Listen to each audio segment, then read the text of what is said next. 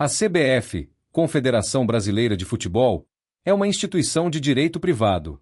Não é patrimônio do Brasil ou parte do governo, mas sim uma associação civil sem fins lucrativos que pertence ao próprio quadro de clubes e federações. Ela opera como a autoridade máxima que comanda o futebol no país. As informações oficiais sobre a diretoria, governança e documentos estão disponíveis no Portal de Governança da CBF. Diretoria da CBF. Composição do Portal de Governança. Portal de Intermediários da CBF. Estatuto da CBF, Poder 360. A entidade possui origens no início do século XX. Ano de 1914. Foi fundada em 8 de junho como Federação Brasileira de Esportes, FBS. O objetivo inicial era organizar uma seleção nacional para jogar o torneio Copa Roca contra a Argentina. Ano de 1916. Transformou-se na Confederação Brasileira de Desportos, CBD, que além de futebol, administrava todos os outros esportes olímpicos do país. Ano de 1979. Por imposição regulatória da FIFA, entidade global que rege o esporte, o futebol brasileiro exigia uma gestão exclusiva. A CBD foi desmembrada, e em 24 de setembro foi criada a CBF para gerir unicamente o futebol. A CBF não tem donos, acionistas ou donos particulares. É uma organização autônoma de natureza privada, com seu próprio patrimônio. O poder de decisão na entidade é distribuído internamente através do seu estatuto. É administrada de forma colegiada, com apoio e votos das 27 federações estaduais, e do Distrito Federal, e dos 20 clubes que disputam a Série A do Campeonato Brasileiro. A CBF é uma entidade inteiramente particular, privada. Não faz parte do Estado brasileiro, não recebe dinheiro público, nem é auditada pelo governo. Ela se sustenta por conta própria através de pesados contratos de patrocínio, como marcas esportivas, bancos e bebidas e direitos de transmissão de TV. Apesar de ser uma empresa privada, a CBF detém um monopólio oficial para representar o Brasil nas competições mundiais, pois é a única instituição reconhecida pela FIFA e pela Conmebol para regular o esporte no país.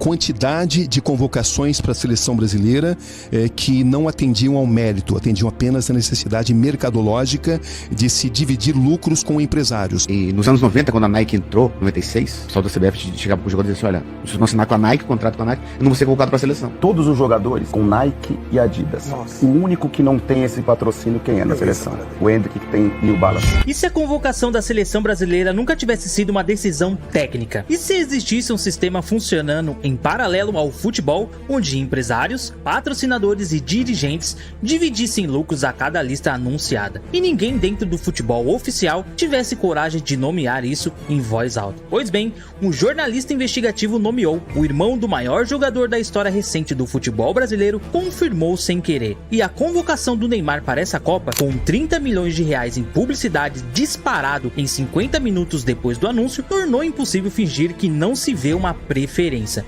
enquanto o jogador, com a melhor média de gols do ciclo, assiste tudo do banco. Isso é coincidência ou é um sistema funcionando exatamente para beneficiar alguns e os outros não? Hoje, no Footplay News, vamos montar esse quebra-cabeça peça por peça e mostrar como um padrão que vem se repetindo há décadas ficou mais evidente do que nunca. Semanas atrás, a Nike lançou a camisa da seleção brasileira para a Copa do Mundo de 2026 e o Brasil inteiro entrou em colapso. Vai Brasa escrito na gola, Michael Jordan estampado na camisa reserva, um vídeo promocional feito com inteligência artificial cheio de erros. E o preço? R$750 pela versão do jogador. O presidente da CBF foi na ESPN e disse ao vivo: pelo respeito que tem a seleção brasileira, não vai ter Vai Brasa.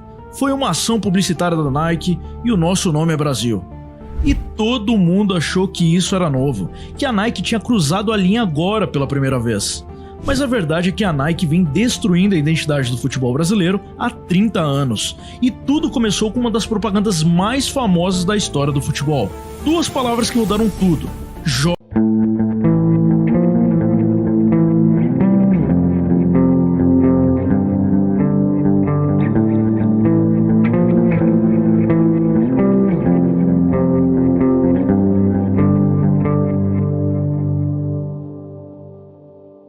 parceria entre a CBF e a Nike começou em 1996, alterando a estrutura de poder no futebol.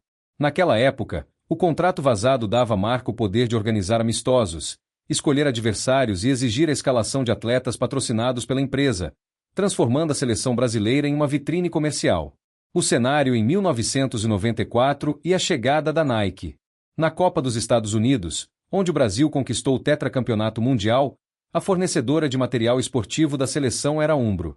A camisa marcou época pelas grandes marcas d'água com escudos. Paralelamente, marcas como a Adidas já possuíam grande força global nos uniformes de diversas seleções, e gigantes como a Brahma driblaram a CBF para patrocinar craques individualmente, como Romário e Bebeto. O poder da Nike e as convocações. Pouco tempo após o Tetra, a Nike entrou com um investimento astronômico para assumir a seleção, gerando a famosa CPI da CBF Nike. Ingerência comercial. Contratos vazados nos anos 90 chegaram a prever a obrigatoriedade da presença de determinados jogadores principais em campo. Pressão sobre atletas. Ex-jogadores relatam que, na época, dirigentes da CBF pressionavam atletas a assinar com a fornecedora americana para garantir espaço nas convocações. O peso do patrocínio. O ecossistema de marcas influencia o esporte até os dias atuais. Em debates recentes, torcedores e comentaristas questionam se a preferência de algumas marcas afeta a titularidade e o espaço de atletas, como Hendrick, que possui contrato com a New Balance, no tabuleiro comercial das convocações.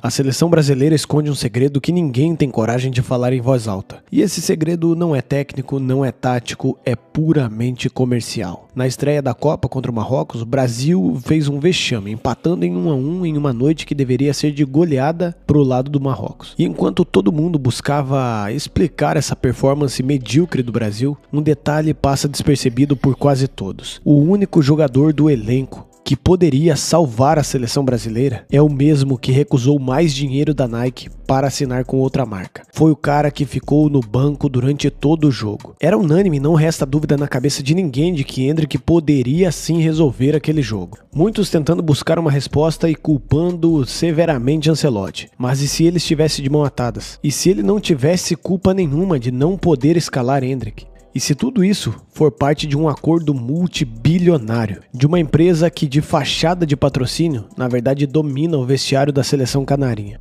Você acreditaria nisso? Pois bem, é isso que nós vamos entender hoje. Como a Nike pode estar destruindo a seleção brasileira e sabotando a carreira de Hendrick. Eu sou o JR, se você gostar de verdade do vídeo, lá no final você deixa um like. A verdade é que doeu muito ver a seleção brasileira com falta de criatividade, com falta de brio no ataque. E ver Hendrick sentindo a tristeza de estar dentro de campo e não poder contribuir com nada disso. A verdade é que desde que Hendrick jogou pela seleção brasileira, o povo brasileiro viu nele algo diferente. O povo viu que, apesar do pequeno tamanho dele, Hendrick tem um propósito muito grande dentro de seu coração. E com a perna esquerda, esse cara realmente não se intimida com ninguém. Hendrick vai pra cima, busca jogo, ele não espera as condições estarem favoráveis para ele fazer alguma coisa. Ele cria condições favoráveis. Enquanto muitos dizem que, o Rafinha joga bem no Barcelona por causa disso, disso e daquilo. Vini joga bem no Real Madrid por causa disso, disso e daquilo. Hendrick não. O nosso povo pode ter memória curta, mas todo mundo lembra que Hendrick foi artilheiro da Copa do Rei pelo Real Madrid, mesmo tendo poucos minutos ganhos por Ancelotti, e a Copa do Rei sendo utilizada para dar ritmo para os jogadores alternativos do elenco. E depois Hendrick só não fez mais coisas porque realmente não ganhou minutos. Saiu e foi pro Lyon. Ah, mas as condições não eram favoráveis, o PSG era sempre o favorito? Ok,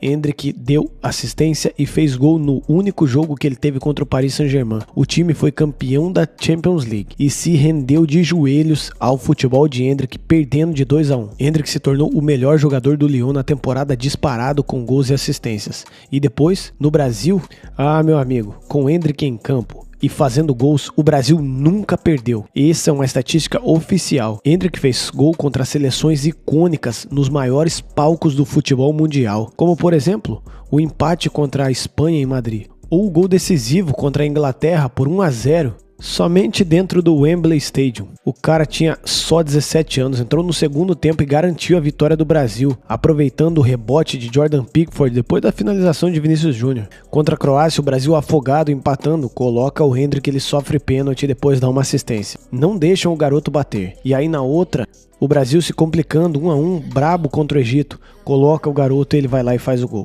A verdade é que Hendrick cavou a sua convocação na marra. Esse garoto nunca ganhou nada de graça. Ele teve que conquistar esse espaço ali, mesmo com o Casemiro batendo nele, dentro e fora de campo. Antes de Hendrick ser convocado, Casemiro deixou muito claro que o garoto não fazia parte da panelinha. E pouco tempo depois, já diante de uma preparação para a Copa do Mundo, dias antes da estreia, Casemiro dá uma tesoura completamente maliciosa em Hendrick. Sinceramente, o mesmo Casemiro que foi uma bosta contra o Marrocos. Não dá para entender se a intenção do cara era machucar ele ou não, mas é muito claro que Hendrick nunca foi bem-vindo dentro desse vestiário. Trazendo tudo isso à mesa, é óbvio que Hendrick deveria ser uma das peças principais da seleção brasileira. Então por que esse garoto está no final da fila? A verdade é que as escolhas que Hendrick fez através da carreira podem ter o prejudicado. E eu vou te falar que é escolha comercial, não tem nada a ver com dentro de campo. Em 2023, mais precisamente em novembro, 3 das maiores marcas do mundo vão atrás do menino de 17 anos, Nike, Adidas e Puma. Todas elas colocaram proposta financeira absurda na mesa. A Nike e a Adidas ofereceram um contrato de 8 a 10 anos, o valor muito maior que qualquer outro. A New Balance, uma marca em ascensão no futebol, ofereceu menos dinheiro, contrato de apenas 4 anos e meio. E esse menino, Hendrick,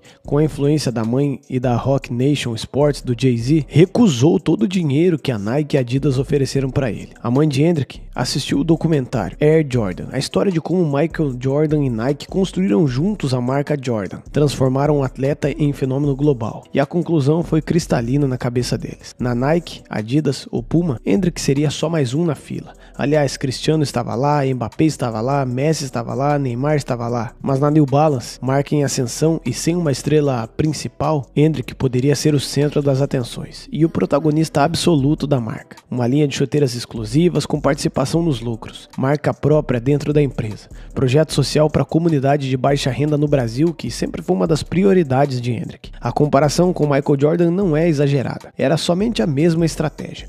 E foi exatamente essa escolha corajosa, independente e lucrativa para a concorrente, que colocou o Hendrick em rota de colisão direta com o maior contrato da história da CBF. E você sabe o que acontece quando alguém entra em rota de colisão com cartolas que mandam no futebol mundial? Sim, até mesmo Neymar, o maior artilheiro da história da seleção. O cara que as gerações irão lembrar quem foi, rescindiu seu contrato unilateralmente com a Nike. Contrato de 15 anos.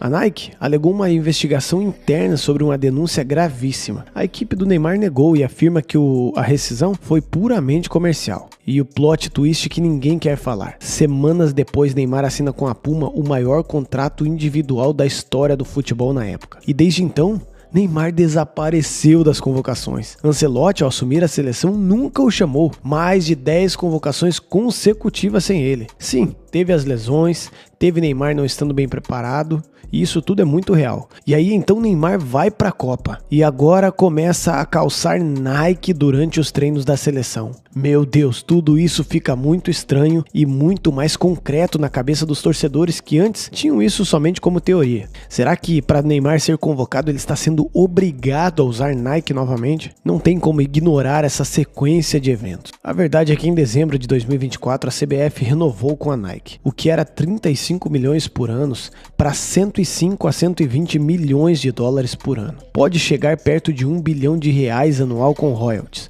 o maior contrato entre uma seleção e uma marca esportiva no mundo inteiro. Pela primeira vez na história, a CBF tem direito sobre porcentagem de venda de camisas. Isso significa que a Nike está pagando bilhões para ter a vitrine mais valiosa do planeta, que é o futebol brasileiro. Pensa nisso, toda vez que Hendrick marca um gol, a câmera foca no pé e o que aparece é New Balance. A Nike pagou 1 bilhão de reais por ano para controlar exclusivamente essa vitrine. Tá perdendo exposição gratuita para o seu concorrente. Isso não é um detalhe, isso é uma guerra de mercado valendo bilhões. E agora eu quero que você pense comigo o seguinte, o Vinícius Júnior sempre foi muito mal na seleção brasileira, mas sempre eles tentaram fazer de Vinícius Júnior o nosso grande protagonista, tentaram tirar o trono de Neymar e dar para ele, dando a camisa 10, forçando ele a usar a camisa 10. Vinícius Júnior se recusou várias vezes e ele entende que no futebol existe hierarquia, mas não, os bastidores queriam fazer dele o rei da seleção brasileira. Por quê?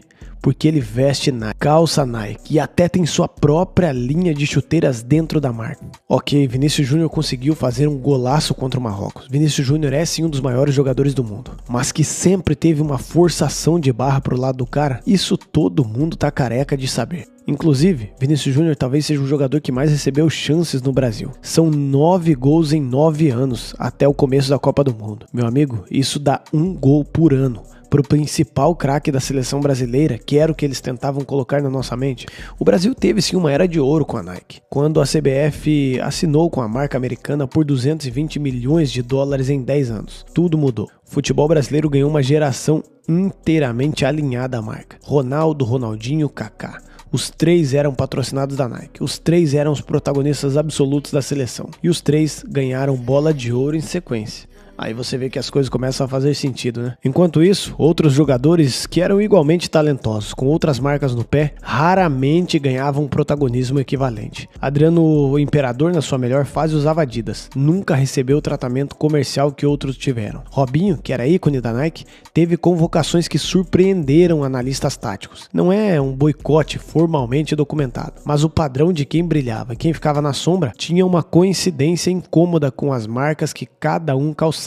O padrão já estava estabelecido. Se você quer ser titular na seleção brasileira, vista a marca correta. E até mesmo o próprio irmão de Ronaldinho, Assis, falou isso em um documentário sobre a carreira de Ronaldinho Gaúcho. Ele falou que, sabendo que a Nike era quem patrocinava a seleção brasileira, ele sabia que devia colocar o bruxo em times que também estavam alinhados com a Nike. Que assim, o bruxo estaria na primeira prateleira de visão da seleção brasileira. Isso tudo é muito doido, né? Você pode chamar eu de mentiroso ou qualquer outro de mentiroso, mas os números nunca vão mentir. No ciclo, Endrick é o maior artilheiro do grupo. Jogou contra a Inglaterra em Wembley e marcou o gol da vitória em 10 minutos. Se tornou o jogador mais jovem a balançar a rede no estádio em partidas da seleção. Contra a Espanha no Santiago Bernabéu, entra no intervalo e marca em 4 minutos. Esses números são incontestáveis. No Lyon, onde não existe contrato bilionário da CBF com a Nike, também seus números se tornam cavalares. Onde a Nike não controla exclusivamente a vitrine, Endrick é titular absoluto.